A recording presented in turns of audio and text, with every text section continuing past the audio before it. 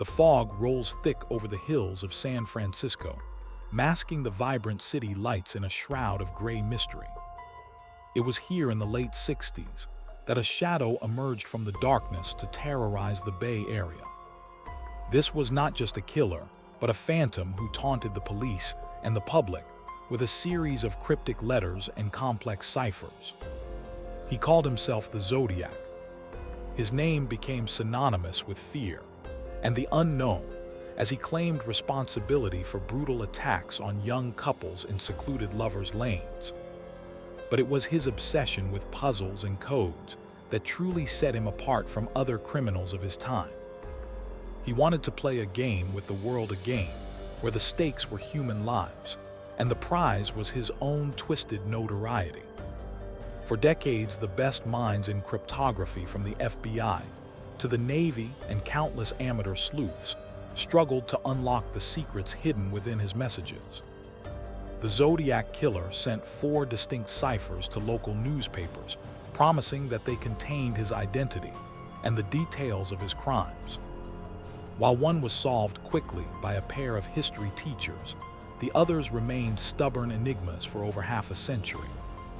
These grids of symbols and letters became the holy grail for code breakers around the globe. They represented the mind of a madness that could not be caught. Even today, as technology advances and new methods are applied, the remaining codes continue to puzzle experts and keep the legacy of the Zodiac alive in the public imagination. The story of these ciphers begins with a cold December night in 1968 on Lake Herman Road. A young couple named David Faraday and Betty Lou Jensen were parked in a gravel turnout, seeking privacy away from the prying eyes of their small town. The darkness was absolute until a car pulled up beside them. What followed was a senseless act of violence that left both teenagers dead, and the police with no leads. There were no witnesses and no clear motive. It seemed like a random tragedy until 7 months later, when the killer struck again at Blue Rock Springs Park. This time, one victim survived to describe a heavy-set man with a flashlight attached to his gun barrel. The killer was escalating, and he was about to make his voice heard. On July 31, 1969, 3 nearly identical letters arrived at the offices of the San Francisco Chronicle, the San Francisco Examiner, and the Vallejo Times-Herald. The writer claimed responsibility for the attacks at Lake Herman Road and Blue Rock Springs, providing details that only the killer could know. But the letters contained something else that chilled the editors to the bone. Each envelope held 1/3 of a 408-symbol cryptogram. The writer demanded that the newspapers print his cipher on the front page, or he would go on a kill rampage that weekend. He promised that his identity was hidden within the code, and that solving it would lead the police right to him. The city of San Francisco was gripped by panic as the deadline approached. People stayed indoors, and couples avoided the secluded spots that had become hunting grounds. The newspapers complied, publishing the strange grids of symbols, hoping someone could crack the code before the killer struck again. The cipher was a chaotic mix of astrological signs, Greek letters, Morse code symbols, and weather map icons. It looked like the work of a madman, yet there was a structure to it that suggested intelligence. The police were inundated with calls from citizens claiming to have solved the puzzle, but most were dead ends. The true solution would come not from a government agency, but from a quiet breakfast table in Salinas. Donald Hardin, a high school history teacher, and his wife Betty were avid puzzle solvers. When they saw the cipher in the newspaper, they decided to tackle it together. They spent hours looking for patterns and recurring symbols. They assumed the killer would talk about himself, so they looked for double letters that might represent the word kill or killing. Betty noticed a pattern that seemed to fit the word kill, and they began to substitute letters based on that assumption. Slowly but surely, intelligible words began to emerge from the gibberish. It was a tedious process of trial and error, but their persistence paid off. By the end of the weekend, they had cracked the code that had stumped the authorities. The message revealed by the Hardens was disturbing. It began with the words, "I like killing people because it is so much fun." The text went on to describe the thrill of hunting humans, stating that man is the most dangerous animal of all. The writer claimed that his victims would become his slaves in the afterlife. However, the one thing the police desperately wanted was missing. The killer did not reveal his name. He stated, "I will not give you my name because you will try to slow down or stop my collecting of slaves for my afterlife." The solution provided a terrifying glimpse into the killer's twisted psyche, but it brought the investigators no closer to catching him. Despite the breakthrough with the first cipher, the violence did not stop. In September 1969, the Zodiac struck again at Lake Berryessa. This attack was different and even more theatrical. Brian Hartnell and Cecilia Shepard were relaxing by the water when a man approached them wearing a bizarre costume. He wore a black executioner's hood with a white crossed circle symbol on the chest. He tied them up and stabbed them, repeatedly leaving them for dead. Before leaving the scene, he wrote a message on the car door of the victims, including the dates of the previous attacks and the time of the current one. This brazen act confirmed that the Zodiac was not finished and that he craved recognition for his crimes. The terror moved from the secluded outskirts to the heart of the city in October 1969. A taxi driver named Paul Stein was shot in the head in the upscale neighborhood of Presidio Heights.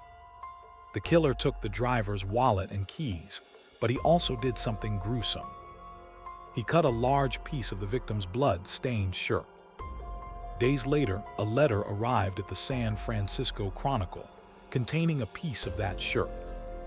This was undeniable proof that the writer was indeed the murderer of Paul Stein.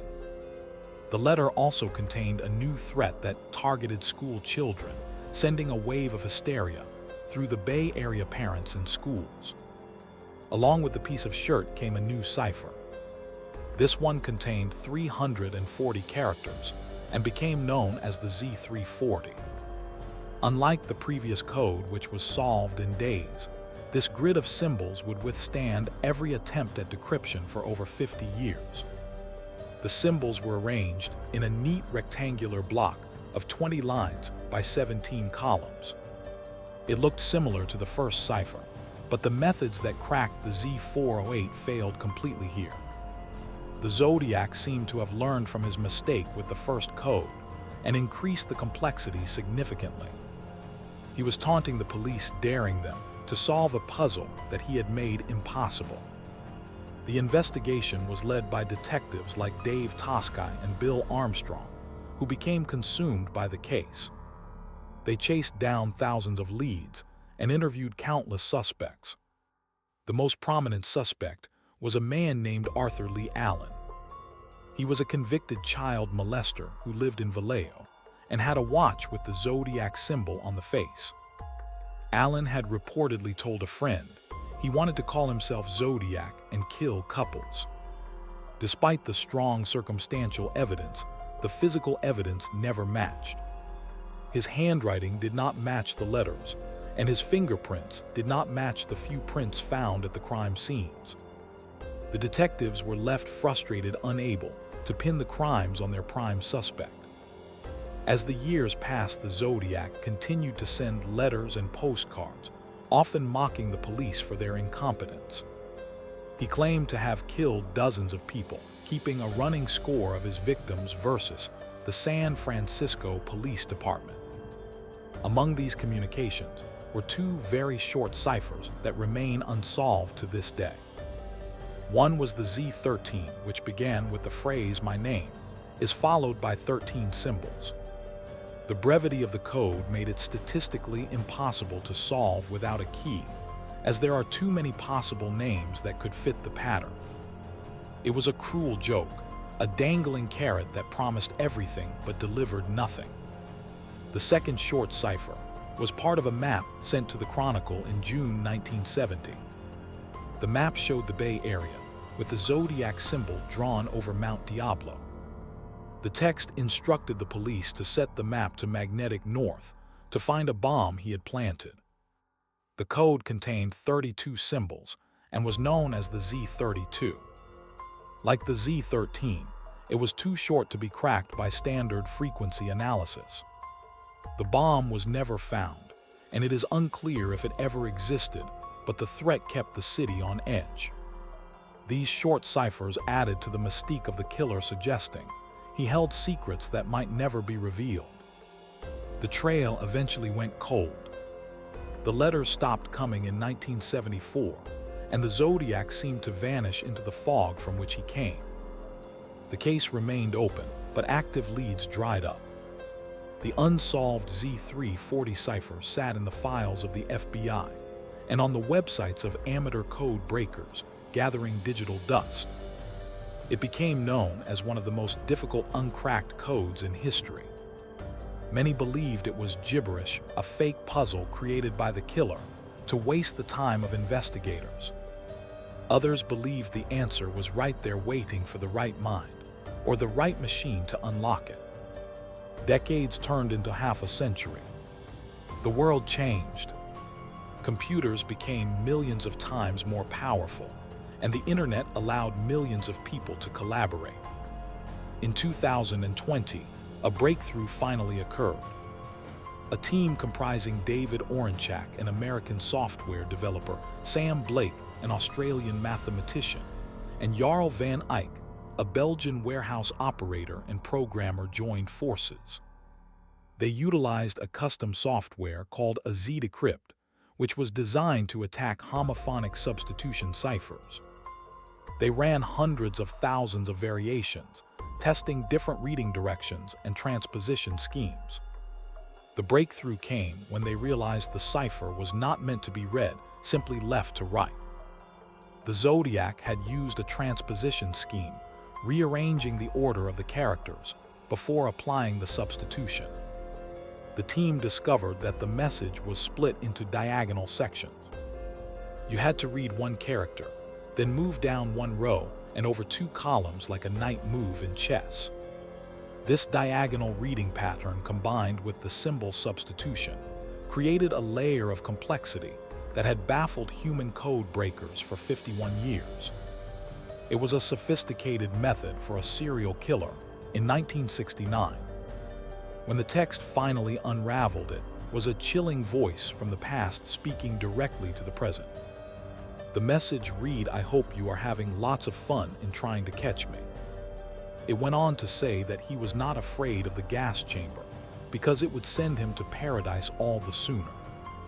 He claimed he now had enough slaves to work for him, while everyone else would have nothing.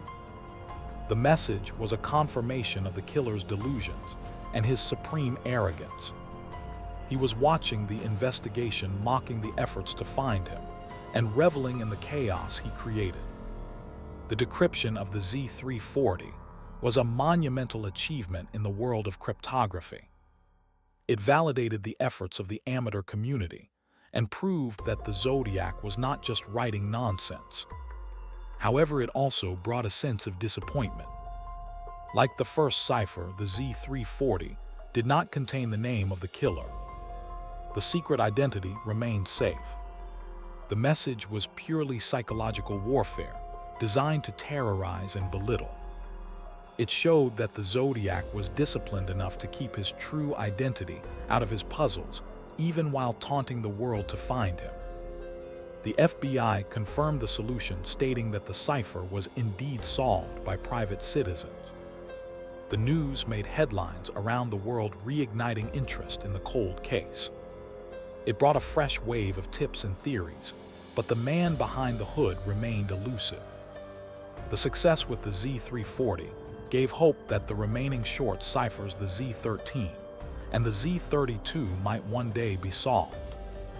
However, experts warn that without a key or a stroke of incredible luck, the short length of these codes makes a definitive solution mathematically unlikely. There are simply too many valid interpretations for such a small number of symbols. The Z13 cipher is particularly tantalizing because it explicitly follows the phrase "my name is." Many researchers have tried to fit the names of suspects like Arthur Lee Allen or Lawrence Kane into the 13 symbols. While some names fit the pattern, there is no way to prove which one is correct. The killer likely knew this. He may have created a cipher that could spell out any name. The reader wanted to see, ensuring that his identity would remain a subject of debate forever. It was the ultimate power move, leaving the world with a question that has no single answer. The map code, or Z32, is equally frustrating. It was supposed to reveal the location of a bomb, but without the key, the coordinates are lost. Some theories suggest the code relies on radians and magnetic north angles relative to Mount Diablo. Enthusiasts have scoured the hills and parks around the Bay Area, looking for remnants of a device or evidence of a hidden location. Nothing has ever been found. The map stands as a grim reminder of the threat that hung over San Francisco, a threat of mass destruction that fortunately never materialized. The legacy of the Zodiac Killer extends far beyond the tragic loss of life. He changed the way police investigations were conducted and how the media reported on serial crime. He became a dark pop culture icon, inspiring movies like Dirty Harry and the David Fincher film Zodiac. His symbol, the crossed circle, is instantly recognizable as a mark of evil. The ciphers are a central part of this legacy, representing the intellectual battle between the killer and society. They are a testament to his desire for control and his need to prove he was smarter than everyone else. Today, the hunt for the Zodiac continues not in the streets, but in the laboratories and server rooms. Genetic genealogy, which was used to catch the Golden State Killer, offers the best hope for identifying the Zodiac. Evidence like stamps and envelopes from the letters may still hold trace amounts of DNA. If a viable profile can be built, it could be compared against public genealogy databases to find distant relatives of the killer. This method strips away the need for codes and riddles, cutting straight to the biological truth. Until that day comes, the ciphers remain the most direct link to the mind of the killer. They are frozen snapshots of his thoughts written in his own hand. They capture his sadism, his ego, and his desperate need for attention. The Z340 solution proved that these were not just scribbles, but carefully constructed challenges. It implies that every mark on the paper was intentional, and that the unsolved codes likely hold meaning as well, even if we cannot yet read them. The mystery of the Zodiac Killer endures because it is a story of unfinished business. The bad guy got away. He walked into the night and never faced justice. The ciphers are the loose ends that refuse to be tied. They taunt us with the possibility that the answer is right in front of our eyes, hidden behind a veil of symbols. For the experts and the amateurs who dedicate their lives to this case, the puzzle is more than just a hobby. It is a quest for truth and a way to take back the power from a monster who thought he was untouchable. We may never know the true name of the man who wore the hood.